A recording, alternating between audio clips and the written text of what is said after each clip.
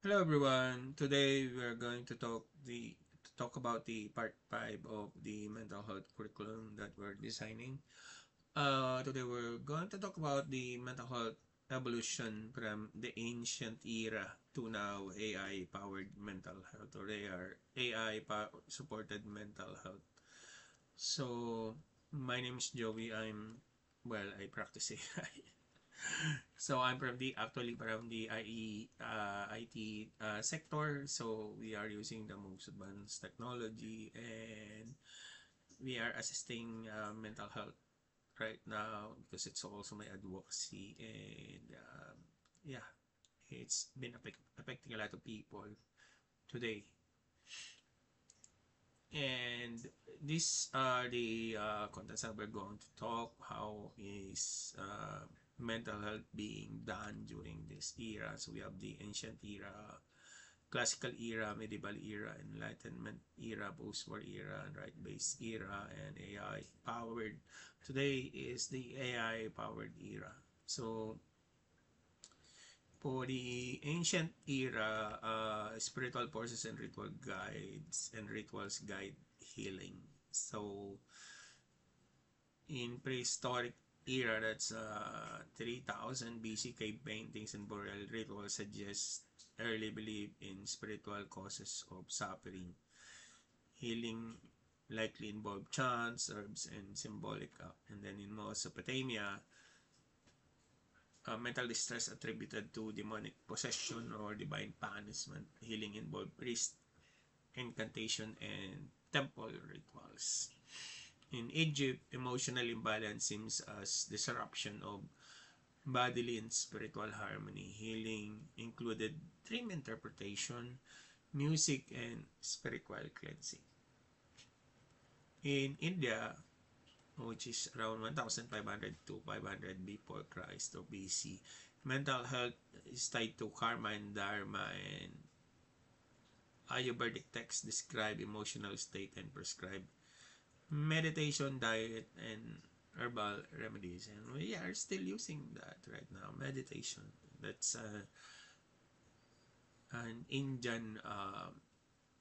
of Indian origin, which is interesting, right? In ancient China, 1000 BC to 2000 AD, key imbalance viewed as a root of mental distress.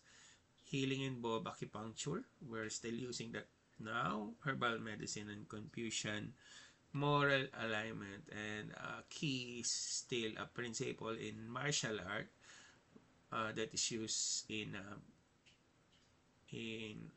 Tai Chi, and it is used in most of the Japanese martial art as well. So the origin is in China, and that's key. Where they view mental health as a key imbalance. And then indigenous culture worldwide, shaman, elders, and healers use storytelling, drumming, dance, and nature-based ritual to restore spiritual and emotional balance. In the classical era, Hippocrates, the father of medicine, introduced the four humors: blood, phlegm, yellow bile, black bile as cause of emotional imbalance. Treatment focused on diet, rest, and lifestyle. Plato and Aristotle are philosophers, emphasizes reason, virtue, and ethics as tools for emotional regulation and civic well-being. While Galen refined medical models linking mental illness to brain and body system, he pioneered clinical observation and individualized treatment. Then the Greeks and Roman healing centers such as Asclepius offered holistic care combining prayer, dream interpretation, and physical treatment. In the medieval era, the Christian church led healing effort interpreting mental illness as sin, possession, or divine punishment. They offered prayers, relic, and exorcism. Saint like Dame becomes patron figure, and shrines were built for spiritual healing. In 1000 AD to 1300, upheld humoral theory from classical era using diet herbs and bloodletting to rebalance the four humors. And some scholars began early observation approaches in laying groundwork for future psychiatry. And then monasteries provided shelter and care for mentally ill, especially those abandoned by families. Healing blended spiritual and physical remedies ranging from compassion to confinement. And then Bethlehem, the first mental hospital, emerges in London as one of the first mental health institution.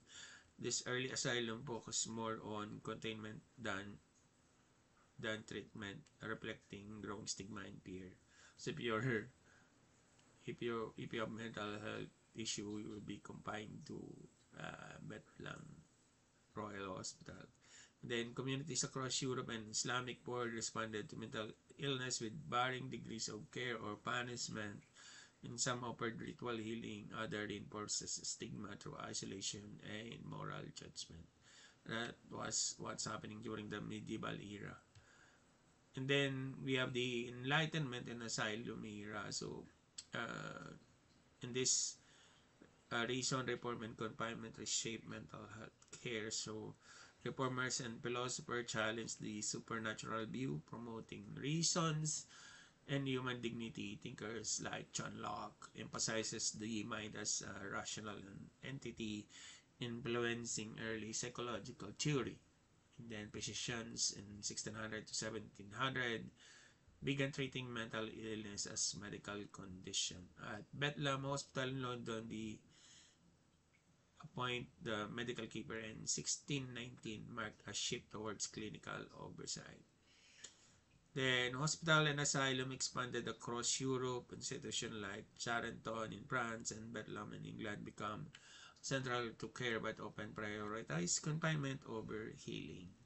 Then, moral treatment advocates, including Philip Pinel in France and William Tuck in England, revolutionized care by promoting kindness, structured routines, and therapeutic environment. And then society and state began regulating mental health through laws and public fundings, which is okay.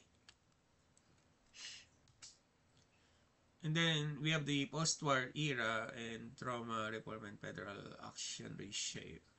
So we have military psychiatrists treated combat trauma during World War II, formalizing shell shock into what would later become PTSD. And their work exposed psychological toll of war and pushed mental health into public discourse. Then the reformers and journalists in 1940 exposes inhuman asylum condition. Albert Jutz's book The Shame of the State and Life magazine report sparked national outrage and call for reform. And 1946 US government passed the National Mental Health Act, creating National Institute of Mental Health. This marked the start of federally funded research and community care initiative. Then psychologists and academics expanded the field through behaviorism and cognitive theory, and psychology became both a respected science and practical profession. And then we have state and local communities led the institutionalizing, shifting care from large hospital to outpatient services. And California pioneered early models of community-based mental health. Amazing, right? This is the right-based era, 1982-2000. Dignity, equity, and global framework reshape. That's what we discussed in the previous lesson. Mental health framework. So we have advocacy groups in 1980 like NAMI or National Alliance on Mental Illness emerged from grassroots movements and families and individuals with live experience demanded public awareness, anti-stigma campaign, and peer support. United Nations and World Health Organization in the 1990 declared mental health as human rights priority, and they developed global frameworks promoting non-discrimination, informed consent, and community-based care. And some governments in 1992-2000 began reforming mental health laws, and countries passed legislation to protect patient rights, regulate involuntary treatment, and expand access to service. In 1990 to 2000, legal scholars and human rights experts shaped the policy through research and advocacy. They exposes abuse in the psychiatric institution and push for accountability and transparency. Then global civil society amplified voices of marginalized groups, especially those affected by poverty, disability, and trauma, and movement emphasized intersectionality, cultural humility, and survivor-led reform. And now for the AI-based era, we now have tech innovators like IBM, Google, and startup develop early AI tools for mood tracking, chatbot therapy, and predictive diagnostic. App like WooBot and Visa emerge, offering 24/7 support through conversational AI. And then researchers and clinicians integrated machine learning into diagnostic suicide risk prediction and personalized treatment plan. And AI help analyze speech, facial expression, and digital behavior to detect distress. Global health organization like World Health Organization and NIH began funding AI mental research, emphasizing ethical use, data privacy, and cultural sensitivity. Then we have ethicists and policymakers raise concern about bias, consent, and algorithmic harm. They push for transparency, regulation, and inclusive design in AI-powered mental health tools. We have that now, so which is a new enhancement. And then digital communities and users shape the evolution of AI tools by demanding trauma-informed design and multilingual access and peer-led platforms. Their feedback drives update and ethical standards. So we are now living in an AI-powered era. And probably the next session will be talking about how can we use AI for your as your mental health assistant and the risk of AI following that next. So again, this is Joey and thank you for watching. We are building this to prevent, you know, mental health crisis and reduce suicide in our country, and we're building education most particularly for IT and AI, and you are welcome to donate to our website. Thank you for watching, and I'll see you again in the upcoming trainings.